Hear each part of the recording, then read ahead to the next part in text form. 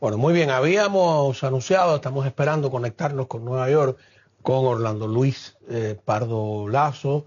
Sin duda es un escritor que escribe muy bien, la verdad, pero polémico. Solemos estar de acuerdo y a veces me confunde un poco y hemos discutido sobre algunos temas. Él plantea el tema de que, primero, ha escrito un diario de la invasión, ha escrito un diario que son como notas, que dice que una estudiante lo reconoció en línea y que encontró las fotos suyas en La Habana en internet y que pues le ha pedido, me imagino, a hablar, aunque ha impreso la portada y contraportada de una agenda que él le ha llamado Diario de la Invasión, con ironía, como siempre escribe, que dice que podría ser un género literario de estreno. Como ustedes saben, hay géneros literarios interesantes en América Latina, como hay el tema de escribir sobre los dictadores, ¿no? La literatura sobre el tirano, ¿no? Tirano Banderas, etcétera, etcétera. Es todo un género que se han escrito innumerables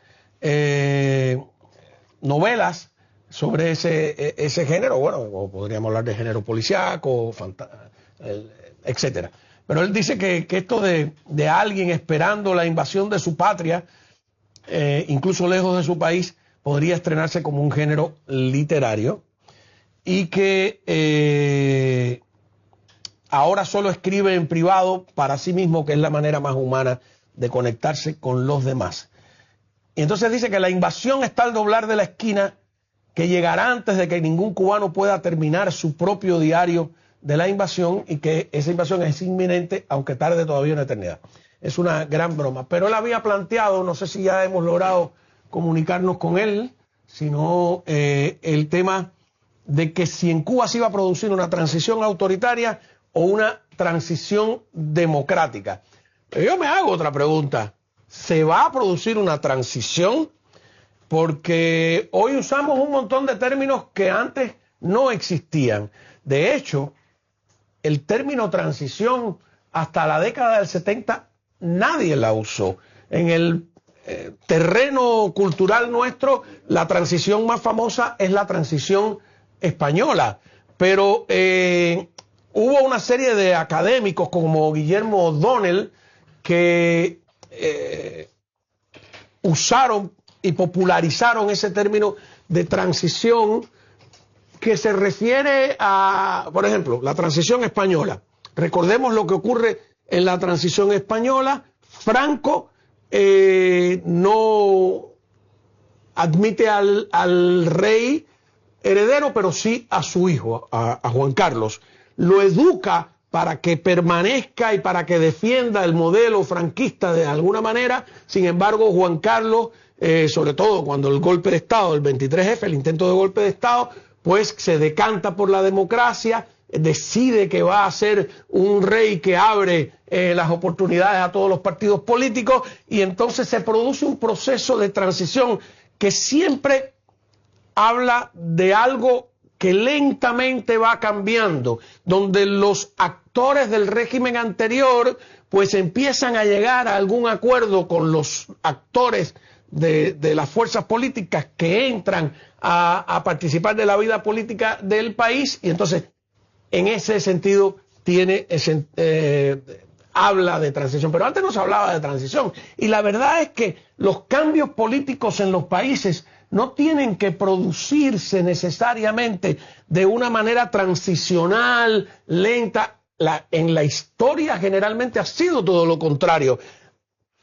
Son caídas de gobiernos, instauraciones, golpes hacia la democracia o hacia el autoritarismo, golpes militares, golpes civiles, revoluciones que de un día a otro ponen patas arriba pues lo que se conocía hasta el momento. Y entonces yo no sé, esa idea de una transición pactada con quienes hasta ahora no han querido pactar absolutamente nada en Cuba, yo no le veo ningún sentido. Lo más sano es, además, la idea de que la transición siempre es mejor al cambio drástico. Tampoco estoy de acuerdo con eso. Yo creo que el cambio drástico enfrenta incluso menos peligros que la transición. Lo estamos viendo en Venezuela, ¿no? Cuando tú ves que la embajada cubana con el agregado cultural le erigen un monumento a los 32 escoltas que murieron tratando de defender a Nicolás Maduro, tú dices, bueno, ahí hay algo raro. Cuando tú ves que la cantidad de presos políticos que no han salido, entonces, esa transición tiene unas complejidades y tiene unos peligros, a mi modo de ver, que un cambio brusco no tiene.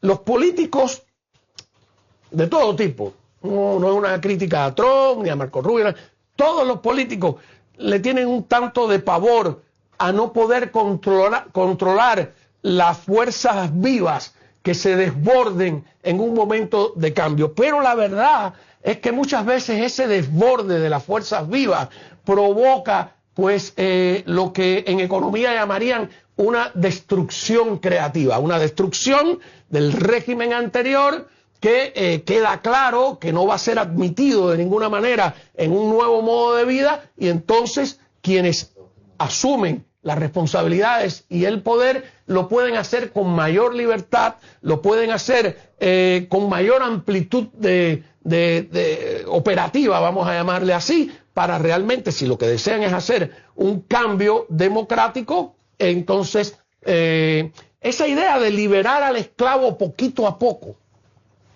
yo no le veo ningún sentido. De otorgar libertades poquito a poco. No, mira, la libertad se puede asumir de un solo golpe y nadie se va a morir, nadie se va a espantar, y luego la idea de que todo régimen anida a un montón de personas incivilizadas que se van a volver locas, etcétera. Esa pregunta que está haciendo incluso el embajador norteamericano en Cuba de ustedes van a tomar venganza, es comparar Irak, países del Medio Oriente con otras culturas, con Cuba. Cuba es un desorden, la gente está agobiada, desbordada, dañada, martirizada. Es probable que haya gente que quiera coger al del comité o al chivatón y pasarle la cuenta, pero podría no pasar eso.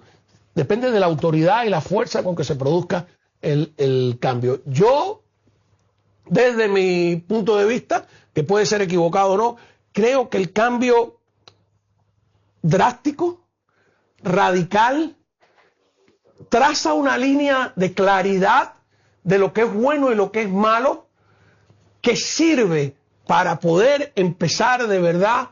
Nunca se empieza de cero, porque nunca hay un cero en la vida política, pero para poder empezar con nuevas expectativas, de alguna manera. Así que la pregunta que se hace Orlando Luis Pardo Lazo, que me gustaría hablar, si podemos comunicar con él, de transición autoritaria o transición democrática, yo le agregaría, transición es necesario. Una cosa es que una vez que se desmorona un régimen de esta naturaleza, tú empiezas un proceso lentamente, bueno, de establecer unas leyes, establecer unas reglas económicas, establecer una hoja de ruta para unas elecciones, tratar de mantener el orden público, que es importante, y eso es poco a poco, pero la vida es poco a poco, todo va transcurriendo poco a poco, la vida entera es una transición. Así que es algo importante porque, repito, el término transición